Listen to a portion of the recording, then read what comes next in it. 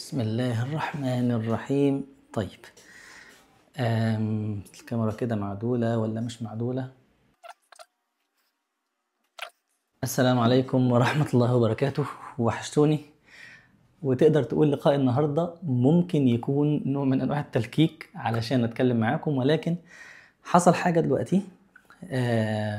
هي مش حاجة يعني عملاقة ولا حاجة، ولكن موضوع ممكن أكون كنت عاوز أتكلم عنه شوية ومحضر عنوان او رأس الموضوع. سبحان الله، حصل شيء دلوقتي بسيط هحكي لكم عنه.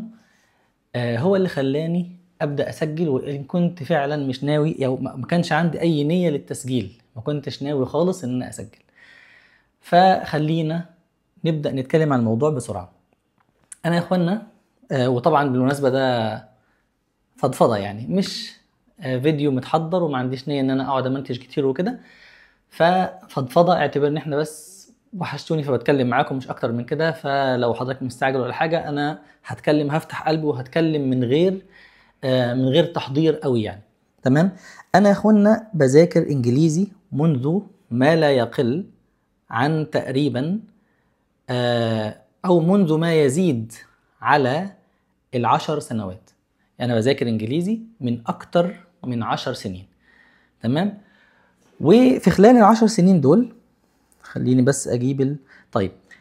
في خلال 10 سنين دول ما ذاكرتش بالشكل السهل، يعني ما خدتش الموضوع بشكل فيه تسهيل على نفسي، لا بالعكس. انا كنت بنط بين اكتر من منهج، يعني رحت على اكتر من منهج، على اكتر من كورس، على اكتر من كتاب.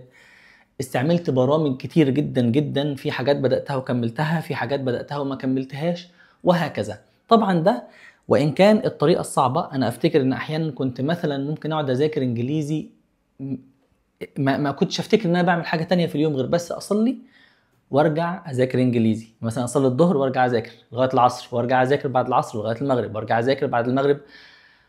وحاجات بقى مرهقه، ساعات بيكون كتابه، ساعات بيكون تلخيصات، ساعات بيكون مش عارف ايه، يعني ما مشيتش بالشكل السهل اللي المفترض انا بنصح بيه الناس. ده طبعا افادني بعد كده ان انا بقى عندي قدره ان انا انصح الناس. لو حد عايز يتعلم انجليزي ممكن اقول له اعمل كذا، والكورس الفلاني مناسب ليك اكتر من الكورس العلاني، وهكذا. لكن في الحقيقه ما كانش هو ده، اقدر اقول لك ما كانش هو ده افضل طريقه ممكن انصح بها الناس ان هي تتعلم. ولكن هل ده جاب معايا نتيجه؟ عشان بس ما اقولش ان كله، يعني الموضوع كان كله وحش، لا الحمد لله رب العالمين. من سنوات طويله وانا بتعامل مع اجانب تقريبا يوميا بشكل يومي. ممكن نستثني يوم الجمعه اللي هو اجازتي، لكن شغلي اصلا مدرس قران الاجانب، فبتكلم معاهم وبنقعد مع بعض. وبقى ليا منهم صحاب كتير، ممكن استضفت عندنا هنا منهم واحد في القناة. فأحيانا بنقعد نتكلم ونفتح مواضيع وندردش مع بعض. أحيانا برضو يعني في ناس منهم من بريطانيا جم شرفوني بالزيارة في كذا مرة، ويعني قعدنا مع بعض بوقت كبير وتكلمنا واخدنا ودينا وهكذا. فأنت متخيل، الحمد لله. المقصد يعني من ده كله إن الواحد بقى عنده قدرة ان هو يتكلم بشكل كويس، يعني يقدر يتكلم ويوصل المعنى اللي جواه مهما كان بشكل، يعني مش يعني اقصد ايه، مفيش مرة مثلا ممكن تتزنق في حتة انك انت مش عارف خالص توصل اللي جواك، لا. الحمد لله الموضوع ده بقى بيحصل، وبيحصل في اغلب الاحيان بسهولة وبطلاقة وكلام زي كده. تمام. لو سامعين صوت الحاجة اللي انا سامعها دي، في ناس شغالين زي ما قلت لكم. هو كورس يعني ايه، تقدر تقول، او لقاء مش محضر ليه. وما كانش عندي نية فعلا ان انا اصور في الوقت ده، واصلا انا ما بصحاش في عشان اكون صريح معاكم يعني. انا كائن ليلي، يعني بشتغل بالليل لغايه ممكن لغايه الفجر او بعد الفجر وانام. فانا في الصبح كده، هو ده مش صبح قوي يعني، احنا دلوقتي الساعه 11، بس الطبيعي ان انا ما بكونش صاحي دلوقتي. طيب،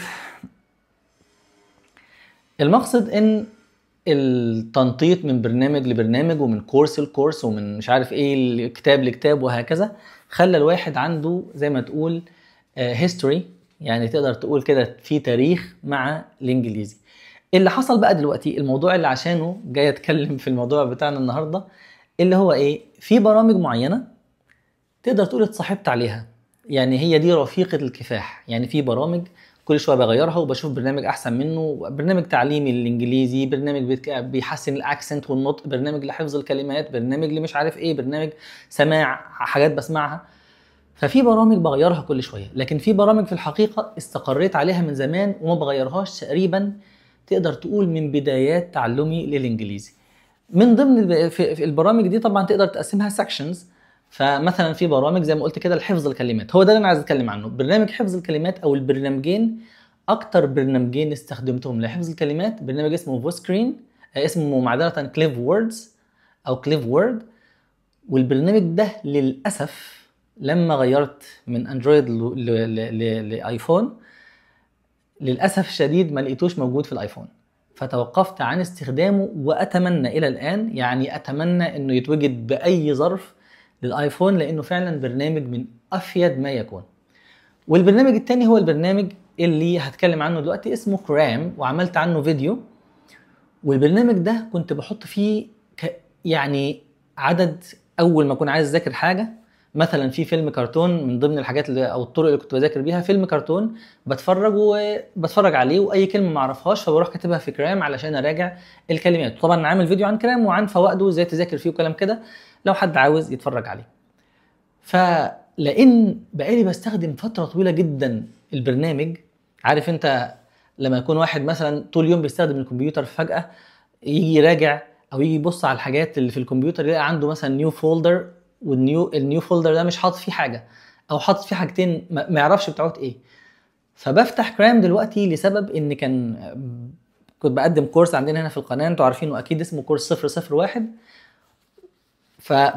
يعني عايز بقالي فتره منقطع وعايز ارجع له، فبفتح برنامج كرام فلقيت فيه سيتس او مجموعات كلمات حاططها يمكن من ساعه ما حطيتها ما ذاكرتهاش. يعني في حاجات طبعا كتير زي مثلا اهم 3000 كلمه في الانجليزي، في سكشن لكلمات بحرف الاو، كلمات مش عارف ايه، تعبيرات مهمه في الانجليزي. ولكن لقيت في حاجات انا اصلا عمال اقول ايه، طب انا كاتب ايه هنا؟ يعني انا ايه اللي انا كاتبه هنا؟ وخليني اوري لك حاجه، مش عارف بقى يعني هينفع ان انا وانا في نص البتاع ده كده، خليني اوريكم حاجه مثلا في الكمبيوتر هنا. تمام، ممكن اوريكم حاجه، مش عارف كده هيكون الكمبيوتر واضح ولا مش واضح. على اي حال واكبر دي مثلا شويه، اخليها تملى الشاشه. لا انا عايزها على قد الشاشه كلها كده ان شاء الله، يكون الكلام او يكون الكلام الى حد ما واضح. طب ده مثلا فولدر او سيت، مجموعه كلمات هنا اسمها فروقات. تمام انا ممكن ابان لو بصيت كده ولا، اسمها فروقات. في الفروقات دي هنا بقى الساتس، طبعا البرنامج ده بيستخدم على الموبايل بس انا عايز اوريكم هنا اللي انا شفته بنفسي يعني. وطبعا لو المكتب بقى مكركب ولا حاجه سامحونا. فمثلا هنا مثلا عندنا كلمه زي كلمه منذ متى وانت هنا، معناها how long have you been here او have you been here for. تمام كده. وانت هنا لغايه امتى؟ الفرق بين الكلمتين دول ايه؟ يعني تقولها دي ازاي وتقولها دي ازاي. انت هنا لغايه امتى؟ هتقعد هنا لغايه امتى؟ فدي بقى معناها ايه؟ how long are you here for؟ يعني انت هتقعد هنا لغايه امتى؟ ماشي؟ خلاص، كلمتين جملتين ودي بتتقال بالشكل الفلاني، منذ متى وانت هنا how long have you been here for، والتانية انت هنا لغايه امتى او هتقعد معانا لغايه امتى اللي هو how long are you here for. ماشي حلو، بس انا بقول لنفسي طب انا حاططهم ليه؟ يعني هل انا لو انا شخص، خلينا بقى نرجع هنا شويه قبل ما اوريكم الباقي يعني. لو انا شخص اظبطي بقى، ايوه كده تمام. لو انا شخص بتكلم انجليزي، يعني بعرف اتكلم انجليزي، هل انا دي هعطل فيها؟ يعني هل انا كنت محتاج ان انا احطها واذاكرها؟ يعني ما انت واحد تخيل انت مثلا راجل بتعرف تتكلم عربي، هل الجملتين دول صعبين انك انت تقولهم بعادي بالعربي؟ انت بقالك هنا قد ايه وانت هتقعد هنا ممكن عادي بدل ما اقول له مثلا الكلمه اللي مكتوبه عندنا دي how long are you here for، انت قاعد هنا لغايه امتى، ممكن اقول له when will you leave، هتمشي امتى، هتغادر امتى. ممكن اعبر عنها باكتر من طريقه. فايه السبب يعني اللي يضطرني ان انا احطها واذاكرها، يعني اخليها في منهج واضيع وقت عليها ان انا اكتبها في سات وبعد كده اقعد اذاكر فيها. فلقيت حاجات بقى طبعا في حاجات كويسه، يعني مثلا هنا في سات اسمها ايديوم and phrases، او لا اسمها idioms. خليني اوريها لكم برضو، معلش انا عارف هحول كتير ومعرفش اصلا كده هيكون باين ولا لا، بس عموما دي اسمها ايه؟ ماشي، idioms and phrasal verbs. يعني زي ما تقول بقى الكلمات مثلا اللي هي مثلا زي كلمة مثلا ايه، التعبيرات اللي احنا بنقولها بالانجليزي شبيهه جدا بالتعبيرات اللي احنا بنقولها بالعربي. ممكن يبقى في منها امثال، ممكن يبقى فيها مثلا تعبيرات زي كلمه ايده طويله معناها حرامي وحاجات زي كده يعني. فكاتب حاجات مش وحشه، يعني شايفها انها مثلا بيصرف على عيلته اللي هي provide for his family، وكلمه يعوض to make up for والحاجات دي. وحاجات يعني كلمه مثلا ازحه عن صدرك، لما مثلا يكون واحد عنده سر تقول له يا عم خلاص، فتقول ايه get it off your chest، ازح هذا عن صدرك. خلينا نلف كده بليز. زي ما حضرتك شايف في حاجات مهمة، يعني في حاجات فعلا مهمة المفترض انها كانت تتذاكر، وفي حاجات مش مهمة خالص حقيقة. في حاجات عمال اقول في كلمات فعلا، مش لازم بقى اقول على كل حاجة، بس في كلمات فعلا عمال اقول انا عمري لا انا احتجتها، يعني عمري ما احتجتها، وعمري حتى ما اتحطيت، ممكن اقول مثلا انا ما استعملتهاش عشان انا ما اعرفهاش او انا ناسيها، بس حتى عمري ما اتحطيت في موقف ان انا محتاج الكلمه دي، ما حصلش. يعني غالبا لا، الكلمه دي المفترض اصلا ما كنتش اتعب فيها واذاكرها. فهو ده بصراحه اللي انا كنت عايز اقوله. ما اعرفش اذا كان ده ممكن يكون مهم بالنسبه للناس ولا لا، بس انا بالنسبه لي ممكن يكون دول اكتر نصيحتين. لو حضرتك عايز تتكلم انجليزي، عايز تتعلم انجليزي او تتعلم لغه جديده عموما، فعلا نصيحتين اقدر اقول لك. انا مش عايز اقول ان هم اهم حاجه او اهم نصيحتين في ال10 سنين او اكتر اللي انا اتعلمت فيهم انجليزي، مش عايز اقول ده، بس عاوز اقول لان انا مش عايز اقول ده لسبب ان انا ما تاملتش، يعني ما عادش افكر في الموضوع ده، بس انا بحس دايما ان هم يكاد يكونوا اهم معلومتين او اهم نصيحتين. الاولى ممكن تحطها كده تحت عنوان انت ما بتخترعش العجله. لما انت تيجي تتعلم انجليزي، مش انت اول ولا اخر انسان هيتعلم انجليزي. في ناس كتير اتعلمت، علشان كده في مؤسسات كبيره جدا عامله ابحاث وعامله دراسات عن اهم الكلمات اللي المفترض انك انت تتعلمها. فليه تروح تتعلم كلمات مثلا انت فاتح فيديو على اليوتيوب ولقيت واحد قال كلمه بالانجليزي انت فاكرها انها مهمه ليك، فتروح كاتبها على طول وتدخلها في برنامج وتقعد تذاكر فيها. حقيقة لما تيجي ممكن فعلا الكلمة تكون مش مفيدة، طب أنا أضيع وقت فيها ليه؟ ما دام هي مش مفيدة وأنا مش بستخدمها، مهما حفظتها كويس هتنساها. إنما الكلمات المستخدمة لما بتحفظها ما بتنساهاش. ليه؟ لأنك أنت بتستخدمها، أنت بتلاقي نفسك في موقف محتاج إنك أنت تستخدم الكلمة دي، فحتى لو نسيتها بتدور عليها تاني وبتلاقيها وبتحفظها، فحفظك ليها بيقوى مع الوقت وهكذا.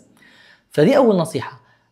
أنت مش محتاج انك تذاكر الانجليزي كله، انت محتاج تذاكر الجزء الصغير اللي انت بتستخدمه حقيقة. وعشان كده طبعا هنصحك بانك انت تشوف اهم 3 كلمات في الانجليزي، الاصدار بتاع اوكسفورد اللي احنا اتكلمنا، ودور عندي في القناة هتلاقي في عندي دروس عن ازاي تلاقي اهم 3000 كلمة والكلام ده. دور بس عندي في القناة، والناس اللي معانا في القناة عارفين الحاجات دي. وطبعا الايريامز، بما ان احنا كنا فاتحين السات بتاعت الايريامز والفريزال فيربس، احنا عاملين قلنا ان في لستة من برضو اوكسفورد او اوكسفورد عشان نتكلم، هو طبعا بقول اوكسفورد عشان بالبريطاني وكده، ايا كان. الليسته دي على اهم التراكيب بتاعت الانجليزي، سواء كانوا idioms phrasal verbs او اي حاجه تانية، وحوالي كلهم يعني عدد بسيط، يعني عدد مثلا نقول مثلا 300 ولا حاجه. لو انت حفظتهم خلاص مش هتحتاج بقى انك تقعد تشوف الفيديوهات اللي بتقول لك اهم الايديومز واهم الفريزال فيربس، وتلاقي حاجات فعلا حقيقه تضييع للوقت. فيديوهات كتير جدا ونصايح كتير كلها تضييع للوقت. فدي اول نصيحه، انت بتخترعش العجله. اي حاجه عايز تذاكرها شوف الطريقه الصح لمذاكرتها قبل ما تبدا فيها. ده رقم 1. رقم 2 التزم بمنهج. ما تعملش زي ما انا كنت بعمل.